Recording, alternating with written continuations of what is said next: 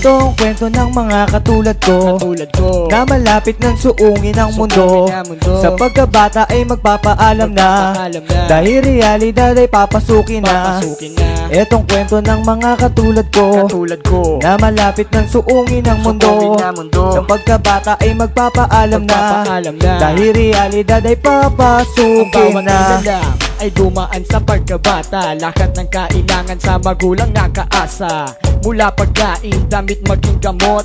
Kahit sila'y gipit, hindi po pwede magdamot. Dahil ikaw ay bata, dapat intindihin. Mali man ang ginagawa, hindi mo to pansin. Walang alam sa takbo ng panahon, kumain at matulog. Yan lang muna ang mission. Kailangan na pumasok sa paaralan, para ang bubot na utak ay magalaman.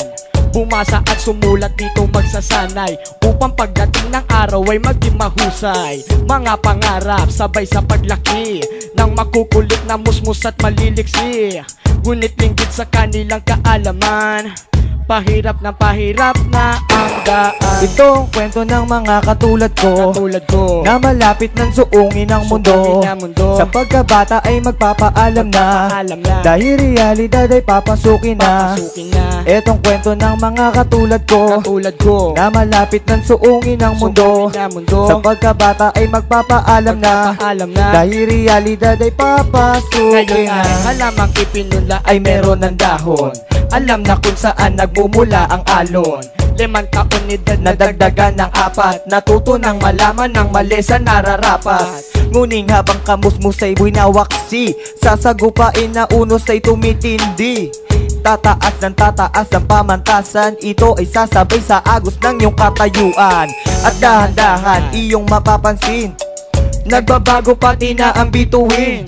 Kailangan na pasukin mundong komplikado, gamitin ang sarili, lakas at magtrabaho. Ang mga taong noon ay sumuporta sa iyo ngayon, bigyan mo ng ligaya.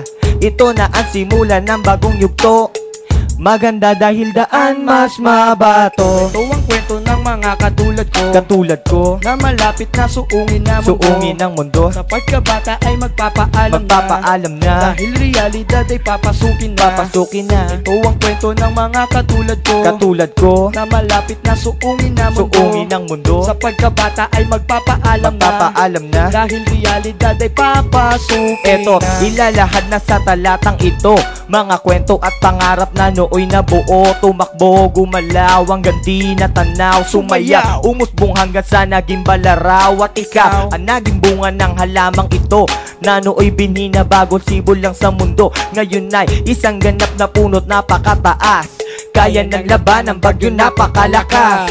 Alam na ang kahulugan ng pangunawa, ikaw na rin ngayon na nagpapaubaya. Hindi na bata para magmaktol, ganap na ang dalaga at binata mga tol. Mga pinilindaan handa ng tahakin, lahat sa sagupain nakamit lang ang mitiin. Pangaral at talento ang mga bitbit, ngunit alaala ng kamusmusan di maaalis. Itong kwento ng mga katulad ko na malapit ng suungin ang mundo. Sa pagkabata ay magpapaalam na, dahil realidad ay papasukin na. Etong kwento ng mga katulad ko na malapit ng suungin ang mundo. Sa pagkabata ay magpapaalam na, dahil realidad ay papasukin na. Itong kwento ng mga katulad ko na malapit ng suungin ang mundo. Sa pagkabata ay magpapaalam na, dahil realidad ay papasukin na. Etong kwento ng mga katulad ko na malapit ng suungin ang mundo. Sa pagkabata ay magpapaalam na, dahil realidad ay papasukin na. Wow, yeah, yeah.